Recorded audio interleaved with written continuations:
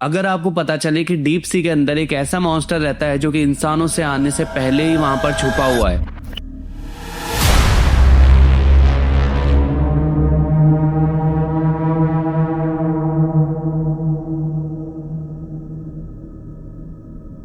लेविथन वापस जाग रहा है एंड जो भी इंसिडेंट्स वर्ल्ड में हो रहे हैं लाइक ऑरफिश का बाहर आना एंड ऐसे क्रिएचर जो डीप ओशन के 100 फीट नीचे रहते हैं वो सब बाहर आ रहे हैं। तो इनका रिलेशन कोई सुनामी या लेविथन से है। तो अपनी कुर्सी की पेटी को बांध लीजिए, हम शुरू करते हैं अपनी वीडियो को।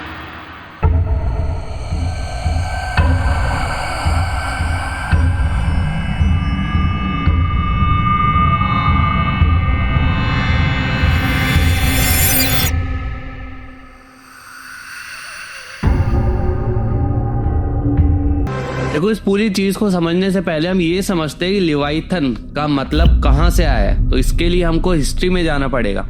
अगर हम माइथोलॉजी के हिसाब से देखें तो माइथोलॉजी में भी इसका जिक्र हो रखा है। बाइबल में एक बड़े और शक्तिशाली समुद्री मॉन्स्टर लेविथन का जिक्र है जो कि विनाश और अनजाने खतरों का प्रतीक है। नॉर्स माइथोलॉजी में काकिन नाम का एक बड़ा समुद्री राक्षस बताया गया और वो इतना बड़ा होता है कि वो पूरा का पूरा शिप निगल सकता है। हिंदू धर्म में भी इसे शेषनाग या मत्स्य अवतार जैसे ओशियन रिलेटेड डिवाइन एंटिटीज का मेंशन मिलता है। और इन सब से ये पता लगता है कि समुद्र हमेशा से इंसानों के लिए एक रहस्य रहा है और रिलीजियस बुक में भी इन सब का मेंशन है। और दोस्तों, ऑरफिश और नेचुरल डिजास्टर का कनेक्शन इस तरीके से जोड़ा जा रहा है क्योंकि 2011 जापान तोहोकू अर्थक्वेक और जो सुनामी आई थी उससे पहले कई सारी ऑरफिश देखी गई।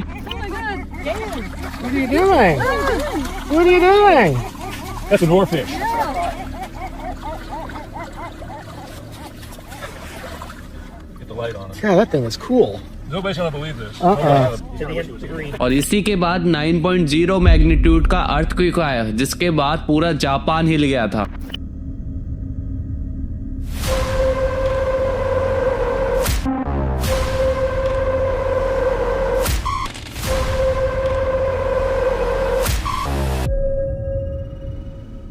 दो 2017 में भी फिलीपींस में सुनामी से पहले कई बार ऑरफिश देखी गई, पर साइंटिस्ट अब तक इसका कोई डायरेक्ट प्रूफ नहीं ढूंढ पाए कि ऑरफिश और अर्थक्वेक का कोई साइंटिफिक कनेक्शन है। अब डीप सी क्रिएचर जैसे ऑरफिश का साइंटिफिक और पब्लिकली जो ओपिनियन रहा है वो सबके लिए अलग अलग रहा है। कई बार ये फिश ओशियन के करंट टेम्परेचर या कोई प्राकृतिक आपदा के कारण बाहर आती है। इसका अर्थक्वेक या सुनामी से कोई सीधा संबंध ही नहीं रहा है। एंड ऐसा कुछ भी नहीं है कि लेविथन जैसा कोई सी क्रिएचर है जो कि समुद्र के अंदर रहता है और जिसको बताया जा रहा है कि जो इंडिया और ऑस्ट्रेलिया से भी बहुत बड़ा है। और अब हम एक एक करके इन सब इंसिडेंट्स के बारे में बात करेंगे जो कि पूरे इंटरनेट पर वायरल हो रहे हैं और किस तरीके से आपको पागल बनाया जा रहा है। पहला इंसिडेंट रहता है कि केरला कोस्ट पर बहुत सारी मछलियों का आना। अभी कुछ टाइम पहले केरला के कोस्ट पर बहुत ही अजीब चीज देखी गई। बहुत ही सारी मछलियां अचानक से सरफेस पे आ गई। एक्चुअली ये एक नेचुरल इवेंट है जिसे हम सिडान रन कहते हैं। जब समुद्र के अंदर का टेम्परेचर चेंज होता है तो काफी सारी मछलियां बाहर निकलने की कोशिश करती है। IIT के डॉक्यूमेंट में भी इस रिसर्च को मेंशन किया है और ये हर 3 से 4 साल में होता है और इसमें कोई सुपर नेचुरल चीज नहीं है। और दूसरा डीप सी क्रिएचर ऑरफिश का बाहर आना। एक्चुअली ऑरफिश रहती तो डीप सी में है, बट जब समुद्र के अंदर साइस्मिक एक्टिविटी होती है या फिर टेक्टोनिक प्लेट्स आपस में शिफ्ट होती है, ये अंदर के क्रिएचर डिस्टर्ब हो जाते हैं और वहां से सरफेस पे आ जाते हैं। जनवरी और फरवरी में भी मैक्सिको में ये इंसिडेंट 4 से 5 बार देखा गया और इसका लॉजिकल एक्सप्लेनेशन ये है कि ये मछलियां पानी में हलचल की वजह से बाहर आती है। एक और इंसिडेंट देखा गया ओडिशा के कोस्ट पर जहां पर लाखों कछुए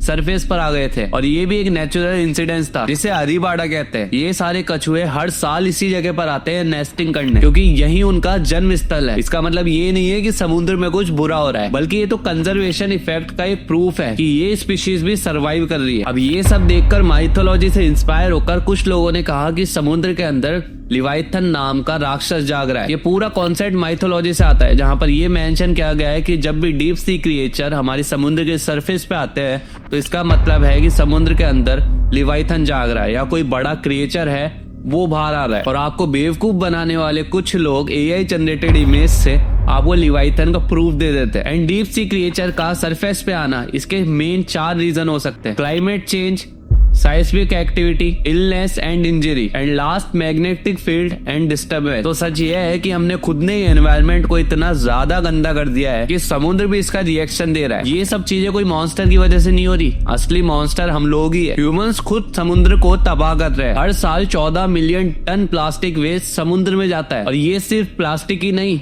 ऑयल स्पेल्स और केमिकल्स होते हैं, और ये समुद्र में जाकर ओशियन क्रिएचर की लाइफ को डिस्टर्ब करते हैं। और आपको जानकर ये हैरानी होगी कि पैसिफिक ओशियन गार्बेज पैच एक ऐसी जगह है जहां पर एक आर्टिफिशियल आइसलैंड जैसा एक कचरे का पहाड़ बना हुआ है, जो कि पूरा फ्रांस से भी बड़ा है। अब आप इसका अंदाजा लगा सकते हो। और ये पॉल्यूशन इवेंट्स करंट्स को, सी टेम्परेचर को, इन सभी चीजों को डिस्टर्ब करता है, जिसके कारण सी क्रिएचर अपनी नेचुरल हैबिट से बाहर निकल रहे हैं। होप आज का वीडियो आपको पसंद आया होगा। वीडियो अच्छा लगे तो लाइक करें और सब्सक्राइब करें मेरे चैनल को। मिलते हैं नेक्स्ट वीडियो में, और कमेंट करके जरूर बताएं आपका ओपिनियन क्या है इसमें।